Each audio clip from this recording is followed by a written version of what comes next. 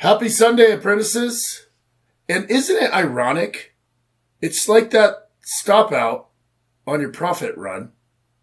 It's getting paid swap when your take profit's done. It's the good advice you just didn't take. Who would have thought it figures? That's what's next on today's show.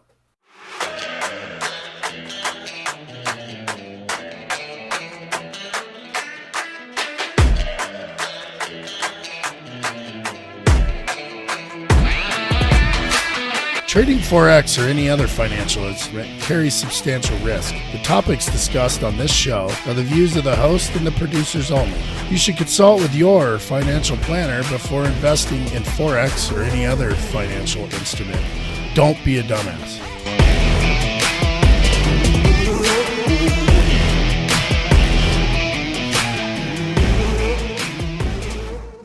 Welcome to Day Trading Plumber, episode 44. I'm Matt Simpson, and you're not here for me. Do you think she's still hot? Yeah, I think Alanis Morissette's pretty... What's her name? Alanis Morissette. There's no D. So Alanis, not Atlantis? No, it's not a city that's under the ocean.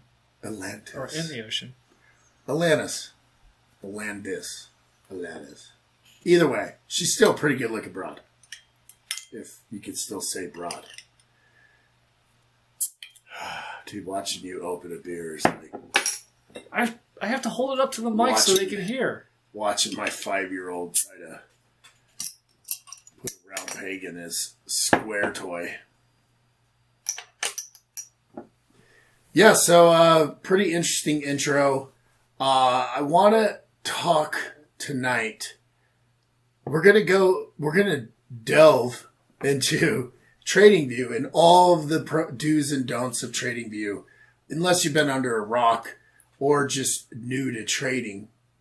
If you are new to trading and you're just stuck on your platform and it's working for you, great. However, all us real traders are over on TradingView. The charts are amazing. The tools are amazing. It's like a social media of traders. And we don't have any sponsors yet. TradingView, you're welcome to reach out to us. But this is just an informative episode. Right. It's just such a good tool. And it's free. You can do quite a bit. Most things that are free, it's free. You pretty much get to the end of all the stuff that they supply free within an hour. And then like pop-ups like, oh, you want to send a message to that person? It's free for a reason. Right. But TradingView, I ran with the free version years, all the way up until I started a business and I wanted to start putting links. Really, you could do whatever you want trading-wise. If you just trade for yourself, the free version's plenty. You shouldn't need 5 indicators on your charts. So the paid versions are really just for us influencers in the trading world who want to put links to our website or links to our Telegram channels or whatnot. Which, remember when I first started, I was putting it in the body of my trade ideas, and they caught me pretty quick. You got in trouble? Yeah, I got in trouble, and they deleted 40 of my ideas, and I lost all my followers. And, I didn't even know it was wrong. I just said, well, let me do it. Must not be wrong. I learned pretty quick. Somebody ratted you out. The competition came for you. I think so. I think someone marked me. Now, with that being said, TradingView, I think I hit the nail on the head earlier when I said it's like a social media platform for traders. And what have we learned about social media platforms, especially in today's environment? It can be very influencing. You can go down the rabbit hole of, trading already is a pool of people that come into it. They know they don't know anything. They know someone out there is making money doing it, or it wouldn't be around. Do you really think that most new traders know that they don't know anything? Or is it like anything else where they think that they're better? Where, 60% of drivers, 90% of drivers think that they're better than average. Well, what's funny is like when someone goes, well, I have a driver's license. Oh, okay, you passed the lowest common denominator test that the state could put together. And just because you have it, you're a good driver. Well, I mean, back to your point. Yes, I think everyone that gets into trading, at least for a small period of time, know that they don't know anything. They're in the sponge phase. So TradingView is perfect for sponge phase. There's lots of people on there. There's more and more content that you could possibly imagine of people putting ideas. However, it's just like Facebook. I can write a good looking article that looks legit with any headline I want and post it. There's no editing, right? And that's the good part about social media. There's no editing, but you got to take all of this advice with a grain of salt.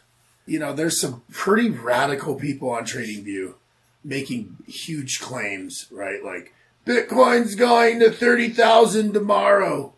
And you just have to understand, like, I have a pretty heavy presence on TradingView. And I will get comments from people on an idea I did 5 days ago. Is this still in play? And I'm like, well, I got to go back. I got to look.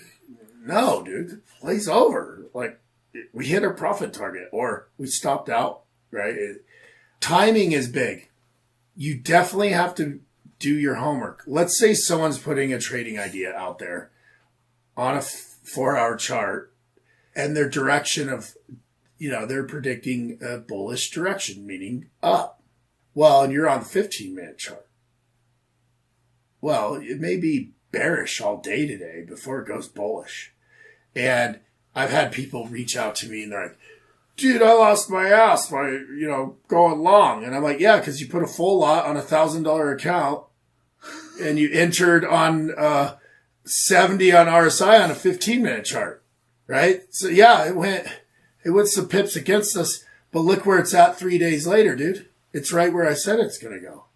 So you have to understand what you're looking at in that kind of depth, where a lot of people end up on TradingView and they just see this chart and they're just taking a trade because, like, well, this guy looks legit. Like I've said a million times, there is no shortcuts in trading. All of the people out there, the fast money, you know, you hear the stories of people turning $100 into $1 million in 5 years. It's all hype to sell stuff. And it's fine. Everything out there is hype, right? Like all the commercials we watch of Ford trucks, right? I'm going back to, like, really showing my age. Like in the 80s, you remember when they put 2 trucks in the bed of one truck and went 4-wheeling with it? And it's like supposed to, dude, that's the king of all trucks. Did you know the F-Series outperformed all of the major leagues in 2019? Outperformed what?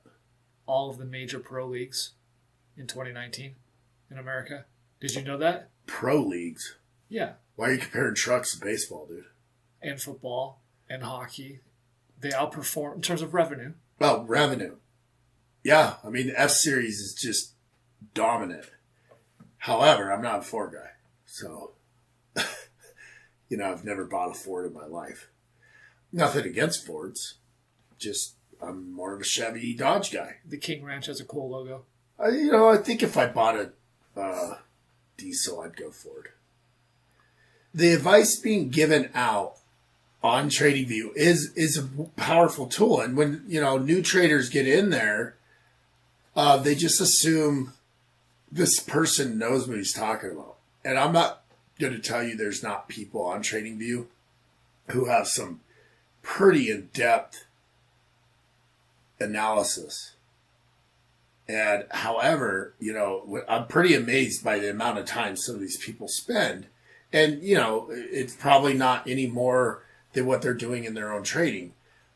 But you have to be careful, right? Like when I was running the auto copy program, which you obviously remember, I had maybe a handful of individuals of the 84, I think I peaked out at 84, that were really interested in trading, especially when we were just making money every week.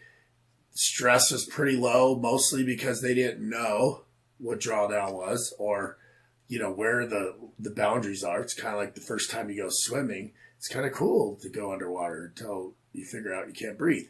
Then you go, oh, wait, this is dangerous. I had probably a handful of individuals really into trading, doing their own homework, reading my newsletter, and start seeing how I was plotting support resistance on charts. Well, they saw I was using TradingView charts. So they go to TradingView. And when the robot would take buy trades and we were in drawdown, it's just natural human instinct to go look for supporting. How many people, and this is one of the things about TradingView that I'm going to tell our listeners not to do. If you're in a trade that you're second guessing yourself or your analysis and you don't have a plan, right? Like, oh, if it gets this level, I'm going to see what price, like our AMA tonight, right? We were practicing rollover trades. So if you haven't practiced rollover trades, you can't just come up with it today because you're in a bad trade. Well, we talked about that last week, how you have to have practiced in several strategies so that you can trade a strategy that the market tells you that you need to trade. Yeah, if you want to be, you don't have to have other strategies. You just might have to sit on your hands a while, wait for your setup. But a lot of people don't have that patience. So they go to that one strategy they saw a guy do without practicing it, without doing the back testing. Well, I'm talking about same concept. You can't listen to this show and never do a rollover trade. And just because you're in a bad NZD CAD trade this week, decide, I'm going to try that thing Clayton talks about, rollover trade. It's going to go disastrous, horrible for you. Because you gotta understand why you're getting in that rollover. But like I was saying, the robot would take trades. Of course, if it went right into profit, we won. No one's looking at TradingView, right? See what other people thought. It's only when you're in trouble. And it's one of the early signs, early in your trading career. If you're in a trade that you're uncertain of, you may have had some sort of sound reasoning to get in the trade. You may have let it pass your original stop loss that you should have closed, or what everyone tells you should have closed, because you're like, well, if it breaks a new high, I probably should be out of this. But you didn't. So now you go on TradingView. What do all the experienced traders say? And one, how do you know they're experienced? Just because he has 20,000 followers on TradingView? Does that mean he's trading any real money, or is he selling courses? Who knows? But at the end of the day, you generally have respect for people. You watch 10 or 15 of his videos and it seems like he knows what he's doing. So you go on TradingView and you start looking for reasons to be in that trade.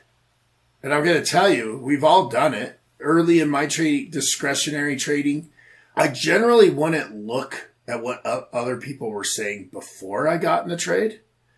But if I'm in a bad trade and wondering, okay, this thing's moved against me, we're way past my original reasoning to be in the trade. What's the peanut gallery saying? Let's go look at the pair, look at the ideas, and let's just take a vote. How many people are saying long or short, right? And you could just biasly look at the people that are agreeing with you. Now, the opposite can happen. You can see a lot of people disagreeing with you. And now it starts to plant doubt. Now, in that experience, that example when I was auto copying, when we were going through pain, drawdown is pain. Especially, what was funny is when we were just winning and no one early in the process, everyone that joined early in the process, it's excitement because all they see is their balance going up.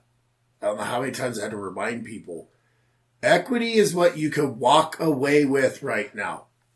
If you were to say, I'm done, when you bet in poker and you put chips out on the table, you're not getting those chips back unless you win. If your mom calls after you put the bet on the table and you got to leave, you don't get to take it off the table. So the pot is your combined drawdown then? Yes. The drawdown is your equity minus your balance.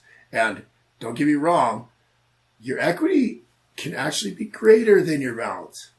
If you're, let's say you're a trend trader and you're a position trader and you're holding positive positions, you haven't closed them yet. I mean, a better term is to say is your realized profit or loss.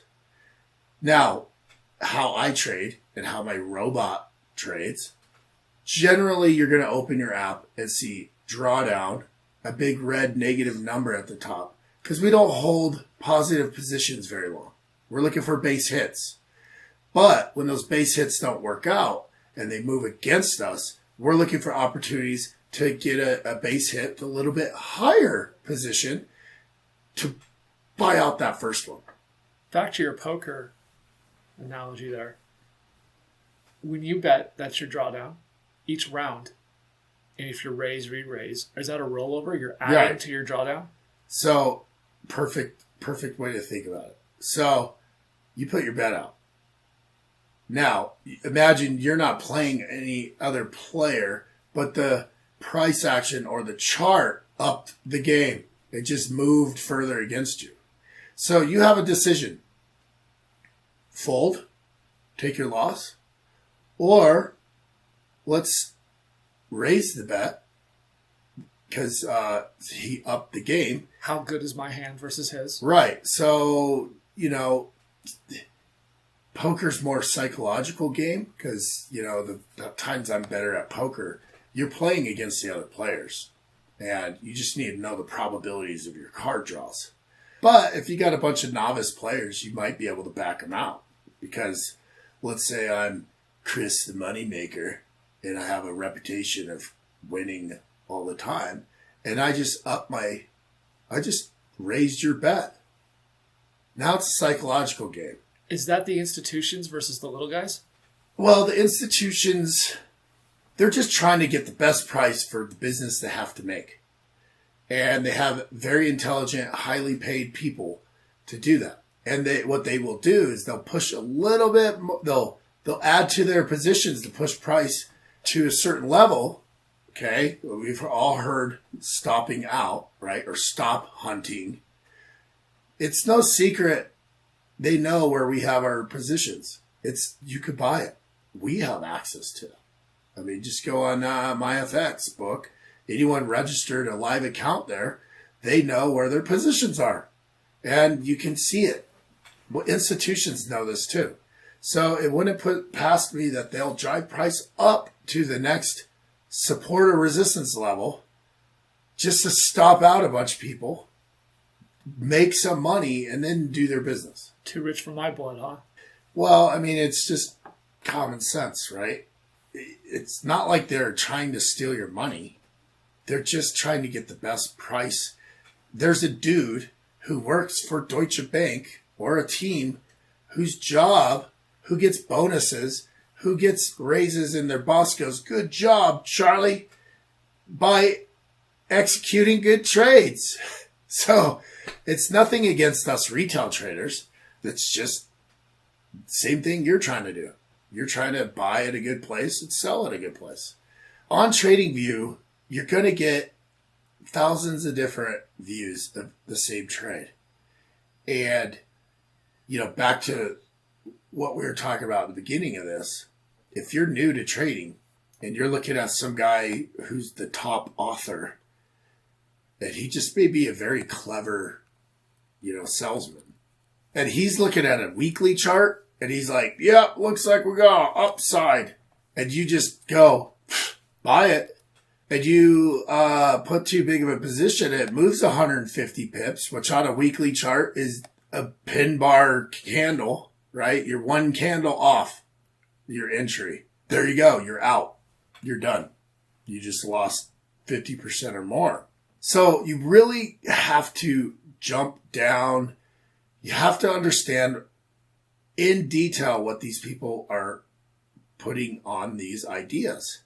And quite honestly, early in your trading career, you should really zero in on one person who is going to guide you, right? They're going to expose you to enough. If they're a good educator or coach or mentor in this space, they're going to expose you to all the different styles, some different strategies, and then when you get to that certain point, guide you to go your own way. TradingView has 9 million investors. So that's people watching, providing content. Well, there's a lot of lurkers. Right. People watching. Did I say that right? Lurk? Yeah, lurk. It's a thing. They just lurk. They just watch and they consume content. They don't add comments, they don't provide content. Of those 9 million investors. Let's just say instead of investors, it's 9 million users. Well, that's what TradingView calls them. Yeah, because they're just assuming everyone on there is actually investing. 4.5 million ideas have been published, and 24 million charts have been created. Pretty substantial. The point is, that's a pretty When large... did it become out? When did it come out? I'll look it up. That's a pretty large data set to determine that if you want confirmation bias, you'll find it. So how do you weed through your confirmation bias and determine who you're going to follow? Who has good ideas? Who speaks to you? Well, is it a gut? Is it a gut feel? Because we know with our audience and the fact that we come from construction, and that you sound like a big fucking plumber because you are, and I sound like a smart ass administrator because I am. We know that it's a gut feel for our audience. They're like, oh, who the hell are these idiots? Right. Is it the same? Like I resonate with those guys. Is it the same thing? Well, TradingView. It took me a while to figure this out. Maybe it was a new function. But TradingView, people can post a video, which is I do, right? I feel more comfortable walking the listener or the follower through the trade. Here's why I think. So they could hear my voice. They could hear my passion in the trade. They could hear, me. I find doing an audio video describing the trade idea fits me better. But you can also just take a screenshot, right? And people put, words on the chart. Arrows. And then, in the description, write it out, which we all know. Dude, I'd rather shoot a video than write out a paragraph trying to walk people through the trade. Well, we talked about that this week, about how people consume content differently. Some people love the spoken word, and some people love the video, and some people like to read. And I think that people like to read because that's how they learned in school. Well, and they can go back and read it again without having to hit rewind and all that. TradingView's been around since 2011. Sounds about right. Because when we do these AMAs, and I'm like, I wish when I got started trading, I had TradingView. Because this rewind button, what an amazing tool. And it's funny because I'm a content maker. I'm not going to pat myself on the back too much. But they reach out to me quite often asking me, hey, you're a heavy user of this platform. Is there anything you want to see or add? TradingView's reached out to you. Yeah. Oh. So I think they've done a very good job identifying the users of their platform. And, if you have a certain amount of followers and you post content consistently, just like any other platform, I'm sure Facebook has their list of people to beta test new ideas. They're influencers. The power users. Right. They reach out to them like, hey, do you want to try out this like button? You remember the invention of the like button? I do. Who would have thought one little idea can change the face of privacy and tracking that company can do? They know what you like. They know what you don't like.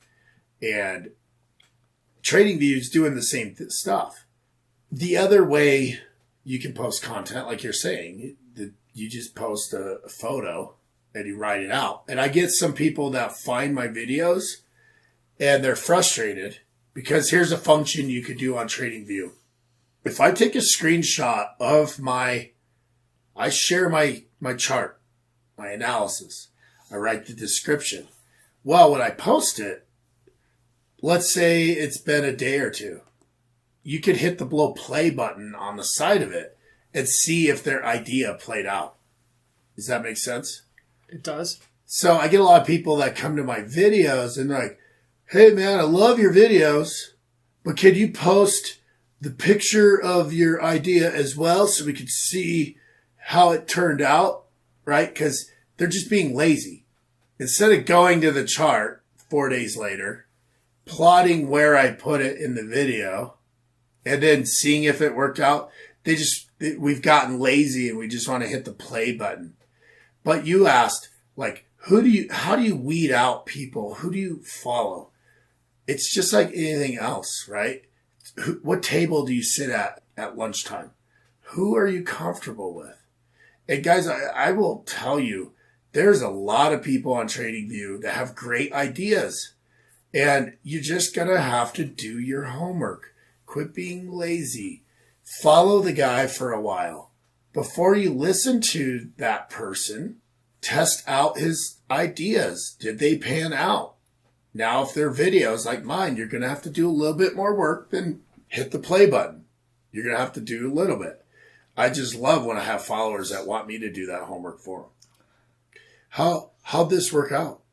I have started trying to post near the end of the week updates where I go back and go, hey, this one worked out. Of course, I could biasly only do the ones that worked out.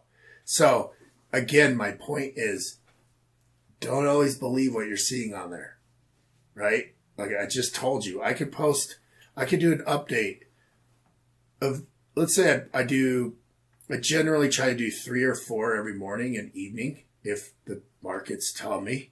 Some days I can't see any setups the way I trade. So I really want to do some videos, but I can't because, we get a lot of attention through 9 million users on there. If you could stand out, you get 20, 30,000 people looking at your idea in a day. Those 20, 30,000 people could be 20, 30,000 listeners of the show or, future buyers of the course that we're going to launch soon. But you have to do your homework. Just like if you're going to try a new strategy, it's not bad to try a new strategy. What's bad is when you're frustrated with your trading because you took 5 losses in a row and you haven't told your wife that you're negative and you just try a new strategy because something has to change, right? Like, we got to do something different here, right? Well, sometimes something different could be worse. Try a new strategy. Just do it 500, 1,000 times on the handy dandy rewind button on TradingView. I mean, what an amazing tool that, I didn't have when I first started trading. I had to use strategy tester and then you had to code it. If you wanted to do it automatically, you had to code an EA that you could throw in the strategy tester. Do you think back in the ticker tape days, they had books and books of historical charts? How did they backtest ideas then?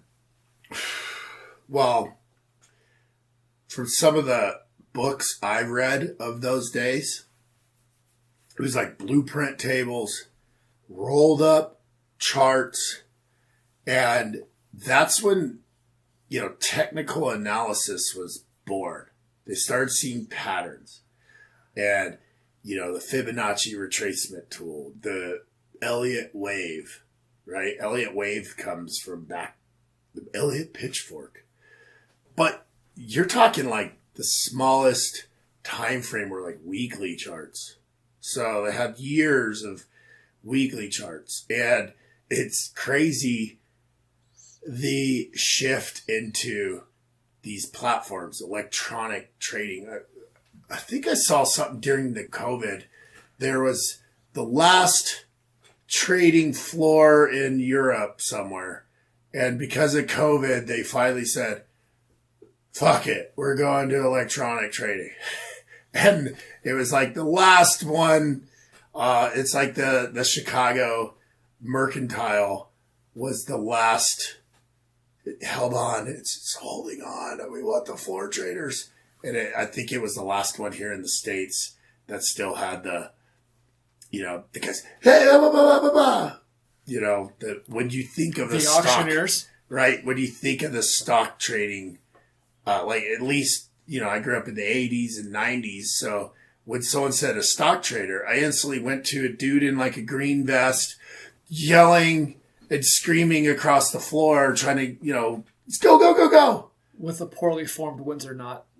What's funny is we're all just taught like, oh, stockbrokers, they make great money. And they did. But what's funny is those floor traders got replaced by technology, faster, quicker, more efficient, right? And you can fight it. It's just like Amazon, right? Sorry, UPS. You're done, right? You can't. UPS, I love them. FedEx, I love them. But the business model they started under just isn't there anymore, right? Like Amazon, they thought they had it, right? Because when online shopping got big, UPS and FedEx were like, we have the market. You're going to have to ship your shit through us. And they wouldn't budge on price. They wouldn't change, evolve. So Jeff Bezos goes out, I'm going to Uber delivery. So you buy a truck, you become an independent contractor. I'll put my packages in you. Here's the guidelines. Well, UPS can't compete with that. They have these big brown trucks. They got to paint every week. They got to maintain them. They got unionized labor, making the delivery guys making $35 an hour, but can only work so many hours. Brown khaki shorts. You can't compete with brown khaki shorts. Well, it's the dinosaur age. Right? And they just didn't evolve. Now they want us to feel sorry for them because Jeff Bezos, the trillionaire, is ruining our... It's a monopoly! Fucking adapt. He would have never had to change. I think of people like Elon Musk. Who's from the future. Who's from the future, for sure. Especially, if you watch that show Mars on Netflix... Really good if you're into sci-fi because it takes you to current or even, past because it's 2020. They go back to like 2016 and interviews with Elon when he first started SpaceX and why. And his number one goal is to go to Mars. And then it fast forwards to when they're on Mars. Like the things he's doing today, it's just really well done because it makes you feel like it's true. Almost like, I think it's even produced by Elon Musk. So it's like, the dude's from the future. He knows in 2037, we have a colonized base on Mars. And all the problems that come with it. I'm a new trader. I don't know any traders. I don't know any plumbers who have decided that they're going to become traders. I don't know any managers. I'm trying to get out of the warehouse. How do I identify people who are full of shit on TradingView? If they're trying to sell you something, it's not that bad, right? Because let's just face it, I'm trying to sell shit on there. And I feel like I give people very detailed trade ideas. I think the ones that are full of shit who post ideas, but they never commit. So it's just an idea, but they don't actually take the trade? Right. Now, don't get me wrong. There's a few guys on there that are like, they're very far out. And they're like, here's my strategy. If price gets to this region, I'm going to look for it to bounce back to this region. And then that's where I'm getting in. But it's super vague, right? But that's fine, I guess. How do you know someone's full of shit at the water cooler at work? Oh, that's easier than you would think. Exactly. It's the same thing, right? You listen to them. You maybe vet what they told you if you vet what they're telling you 2 or 3 times in a row and it's shit, and usually it's super dramatic, right? Like we all know that person that comes in, I caught a fish the size of this table and it pulled me all over the boat.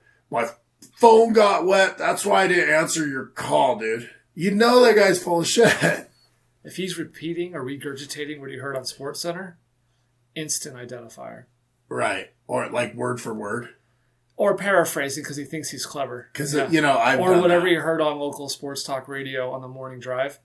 Yeah. Or like recently, some meme on Facebook, a political meme. And they're like, wearing a face mask is like trying to stop a mosquito through a chain link fence. Correct. Yes. I'm that guy sometimes. You can't go by how many likes he has. You can't go by how many followers he has because God forbid if you did that on Instagram and Facebook, you would be going down a shit rabbit hole. So as a new trader, you have to put in the time. You still have to put in the time. It's just different. Now you're putting in the time to check somebody else's ideas. You're just putting in the time in a different way. Right. Think of it as a strategy. So Dog the Bounty, the trade hunter on TradingView. Who's from Colorado, by the way. Hopefully isn't a real person on there. I'm just making a fantasized character. Can you have a mullet and be a trader? Yeah. So Dog the Trade Hunter posts an idea. You think it looks legit. So you don't put your hard-earned money on it. You don't just go, you know what? I'm gonna listen to good old Dog, and I'm gonna throw that trade on that he did, and let's just see if it works out. Now, what you could do, you could open your own chart, plot a theoretical trade like I do all the time in our AMAs and on my trading videos, and set where you would put your stop, your risk to reward, right? You're starting to pull in, what kind of trader are you? Are you a 1-to-1? Are you a 1-to-2? What's worked out for you? And then see how it develops. That takes time. It takes patience. It takes actually doing something. It takes learning how to open a chart and plotting your own tools. You don't know how many people ask me like, hey, where's that tool on TradingView? It's under the tools. It's to the left. How'd you do that? And, quite honestly, I'm usually that guy that watches other people just to go, that's a cool background on his chart. How did he do that? And quite honestly, guys, I have never watched tutorials on TradingView. I've just watched how other people go through it. That's why I love the videos. I like to see and hear the guy. I want to hear how passionate he is about his idea. I want to hear what he sounds like. Is he genuine? You can't get that out of a screenshot. It's like that one guy doing trading courses. It's a robot voice. Oh. And I'm like, really, dude? You can't even talk? If the price action breaks over the high of the last overview, you want to take a sell trade. If it doesn't, you are in trouble. Stop out quickly. I'm like, who?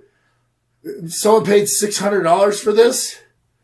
And, these are the douchebags that have Ferraris in their shop. And I'm not going to say their name because it's disrespectful, but. What are your favorite tools on TradingView?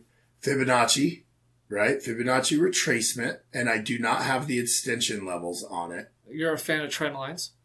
Trend lines. Now, I will tell you, I value just my own trading. I value trend lines about a third that I value a horizontal support and resistance line. Here's why. Because everyone's like, oh, the trend.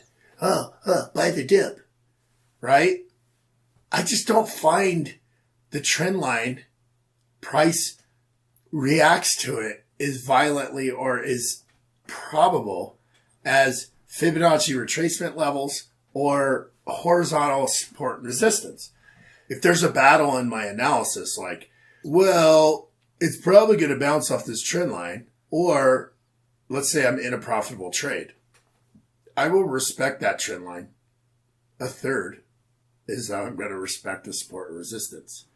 It's just my style of trading. Some people are diehard trend line.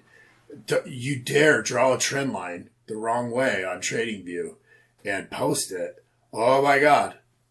Oh, you're not touching the wicks of the candles. You're drawing it wrong. Says who? Says the guru you learned from? I've seen a lot of training videos early in my career when I was in sponge phase, looking, here's how you draw a trend line. Right? And just like I was telling you, when I was building these courses, one of the things I realized the most, how much I rely on instinct with my trading style. Because when you go to teach someone, you're like, why'd you take that sell trade? Price action, trend line, pivots. What's your strategy? I don't want to look stupid, but I just felt like I needed to sell it here. Because you stare at charts so long and price action. So I had to put a mechanical rule base to a lot of the things I do. And quite honestly, I struggled for a while. Because I was like, man, am I just getting lucky in my trading? Because everyone else tells me it has to be rule-based. You got to follow a rule. And definitely if you're trading or creating a robot, right? You can't just tell a robot like, well, how do you feel about it? No, it's X's or O's. So you're down to a fractional pip. So it's one of the hardest concepts that I teach is trading the charts. The whole universe of it is set up so exact. Fractional pips. Draw the trend line.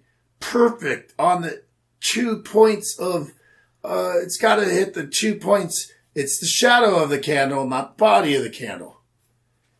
The whole thing is set up to be so exact that that's the trap everyone falls in. If you just target zones or areas like a trend line, draw a zone and you'll start to see the charts differently. Now, what sucks is it's really hard to pick a perfect entry when you start looking at charts that way. Right? Everyone's after that exact moment price is going to go the direction. There's nothing that feels better than, it's hitting resistance. Oh, there's the price action I want. I put the trade on. I put the sell on. The biggest bearish candle ever right next. I'm in 50% to my take profit on one candle. That feels good. How many times has that happened to me?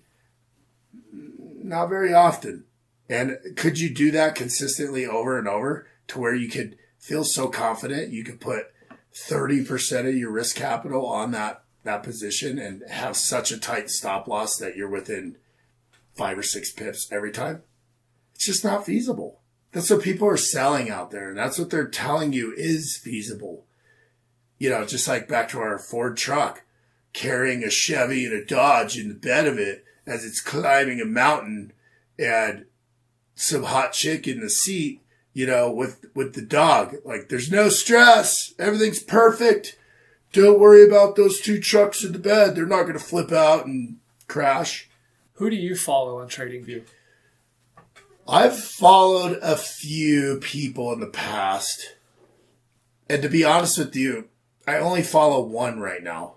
His code name on there is Transparent FX. I really like that guy's style. He does videos like me. He's like the #1 author on there. But, he sells courses. Duh, right? And he's pretty vague with his analysis. But it's sound. He uses Fibonacci. It's just like whenever I watch one of his ideas, we're on the same, we click, right? He's always commenting on mine. I probably need to do a lot more due diligence and comment on his.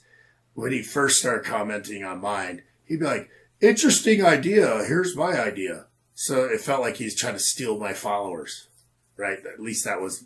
But then I'm like, dude, the guy has 80,000 followers. So, I got 300. 300,000? Yeah, I wish. 300. 300. Getting 2 or 3 a day. I follow him. I was following a guy called Wave Trader a while ago, but he doesn't post consistently. So just like any other social media platform, if you're not consistent, I'm guilty of this too, because there's some days there's just no trades with what I'm seeing. And if you've been trading long enough, there's sometimes you open the charts and you're just like, man, I don't see it. It could be there. I just don't see it. You could be either suffering from analysis paralysis. Generally, this feeling comes after a big loss, right? Never comes after a big win. When you have a big win, it seems like, oh, look at there, look at there, look at there. But you take a big loss like I took with this small account, you're more cautious. You got burned, right? You swatted the hornet's nest 20 times and you never got stung. And then you're like, I don't know what anyone's talking about.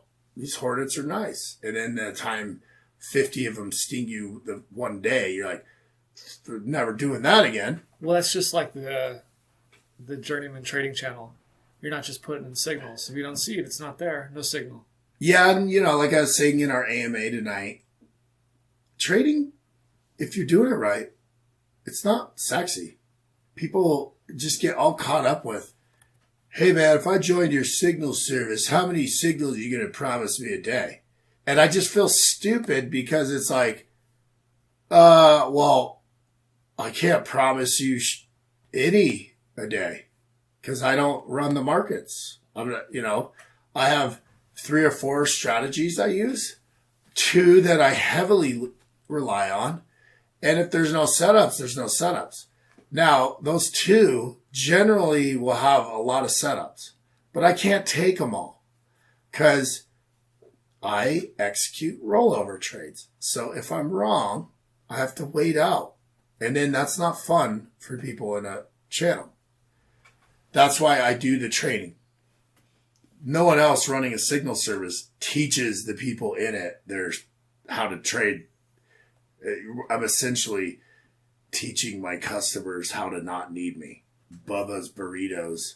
When you go buy a burrito, they'll go, hey, do you know you could buy the same shit at the store and I'll show you how to cook it so you never have to come in here again. It's quite stupid business plan. However, the trading signal service, I generally trying to help people, right? They get in these other services. When I was doing my research, I get in there too. You never know what strategy they're using. You get all these signals coming from everywhere, and then you can't keep up. I mean, because if you're a busy individual, that's all you do is look at that, waiting for a signal. You can't keep up. And then every Friday, the results are posted, and they'd be like, yeah, dude, big old British pound cat trade. And you're like, we didn't take that this week. Yeah, they took it 4 months ago, and they just waited it out, right? Because I'm pretty sure they didn't have real money on it. Pretty sure they don't care how much drawdown it goes through. Or the swap. Or a swap, right? They're not showing a MyFX book where I could see percent gain. It's just another 100 pips today. Call your friends, have them join. And like I've discussed before, I could run a signal service. If I was a marketing genius, or I guess you only have to be a genius, if that was my goal, I could run one this way that I market a certain way, run one the other way, and just take the opposite trades. I'm guaranteed 50% of my clients are going to be happy on every trade. And it's like risk-free for a business owner. But we chose to do it different. We chose to say, look, if you're going to join our signal service, you're going to learn. You're going to learn the strategies. I'm going to do my best every trade to tell you why I took it. I can't always do that because especially if I'm doing scalp trades, it's just, I'm still adapting to. It's kind of like when you're a plumber and you have an apprentice standing next to you and your boss is like, you better get 10 fucking units roughed in today.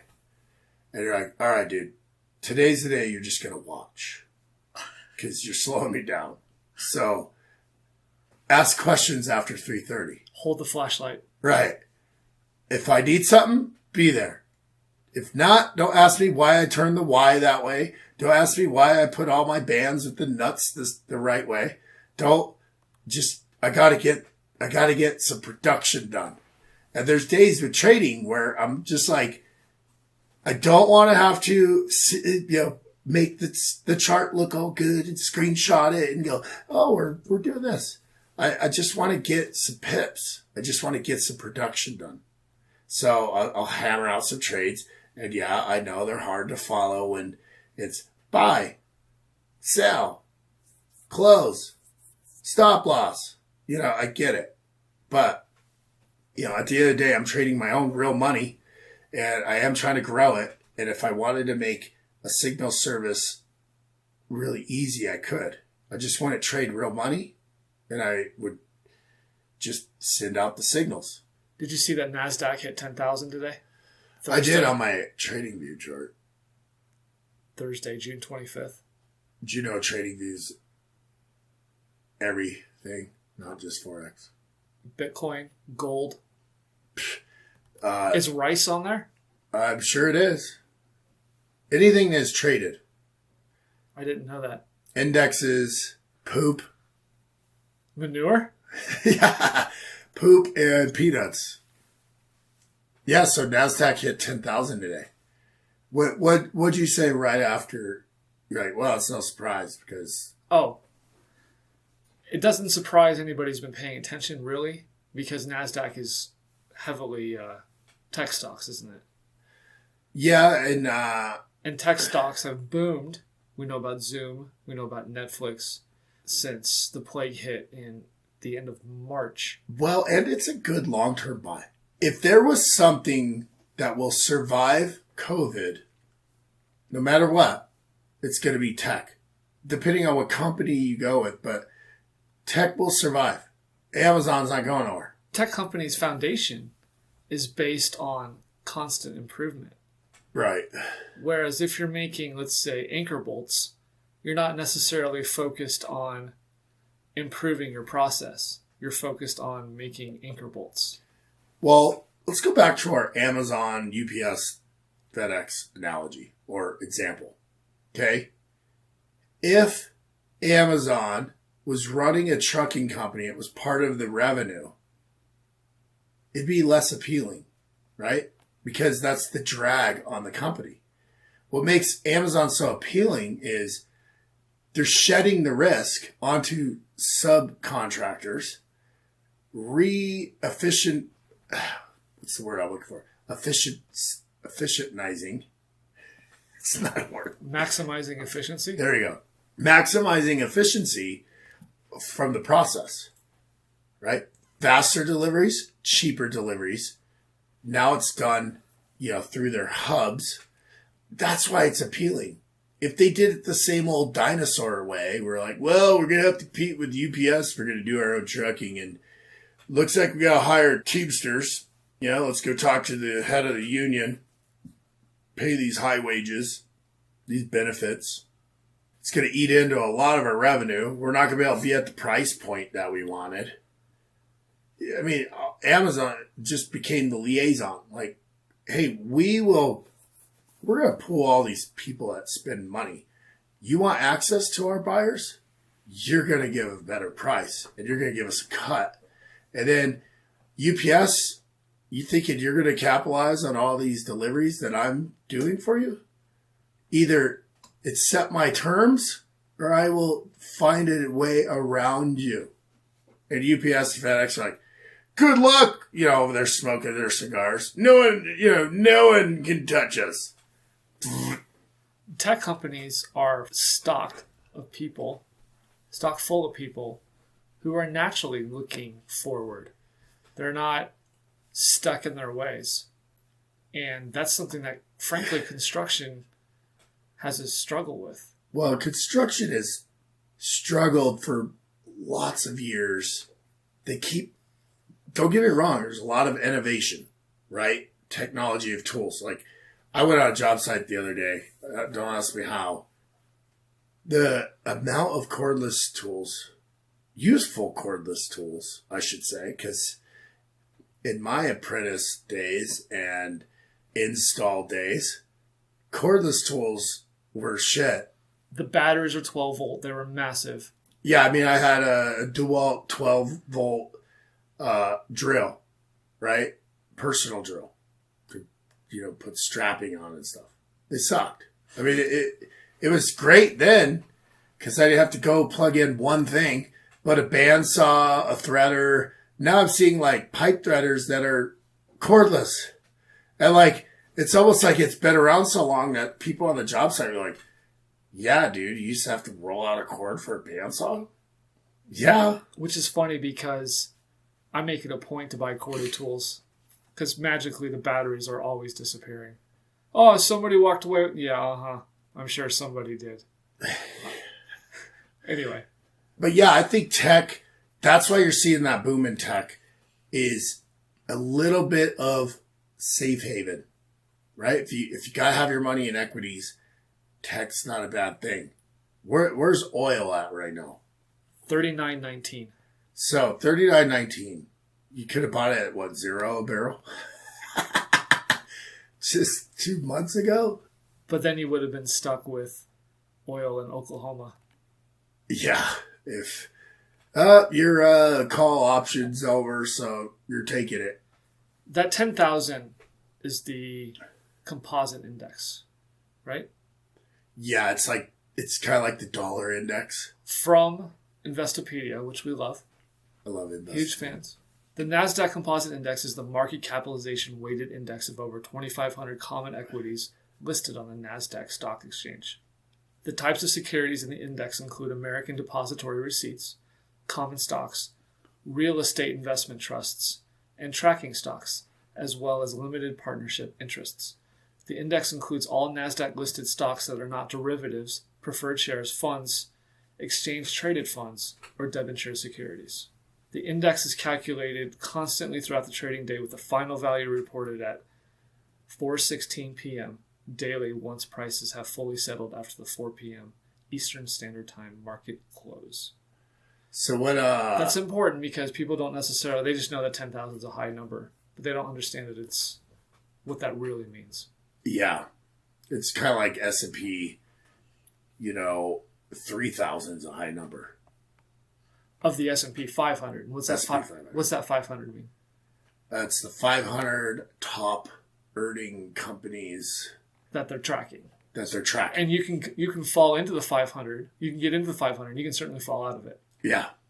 It's kind of like the DJIA, right? What is that? What is that stupid show where they race cars, Street Outlaws?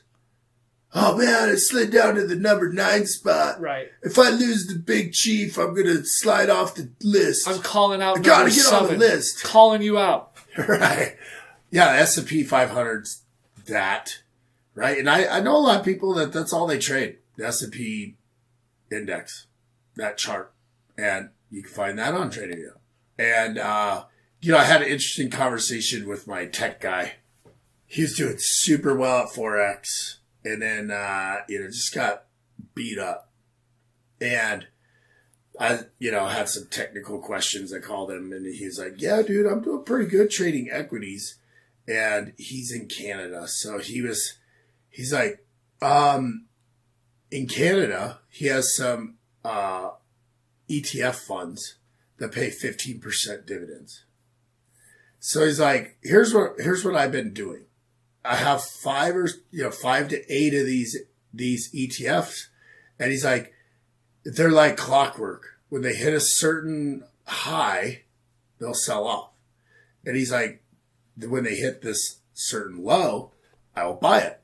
And then I'll make my 15% dividends as I hold it until we flirt with that high. And then I'm part of the people that sell off. And he's like, it's so much easier, dude. It's like no stress. It's so easy. I'm like, well, when something becomes so obvious, it's going to change. You're going to get so comfortable with that high and low. You're going to triple that position size right when it goes, ha ha. So guys, I know we spent a lot of time on TradingView. It's my favorite platform. If you're new to trading, definitely start out on those charts. But be careful of who you follow. Do your homework and make sure you're not lazy and just copying people's ideas that you have done no back testing on. You can find me on TradingView at AlanFX LLC. I'd love to see you on there. Love to see your comments. Go back, watch all my videos. You'll definitely know what I'm talking about. Thank you very much for listening. Please join us next week. Over and out. If you'd like to learn more about Clayton signals, please visit www.alanfx.com. You can find me on Twitter, Instagram, and Telegram at OFPMatt.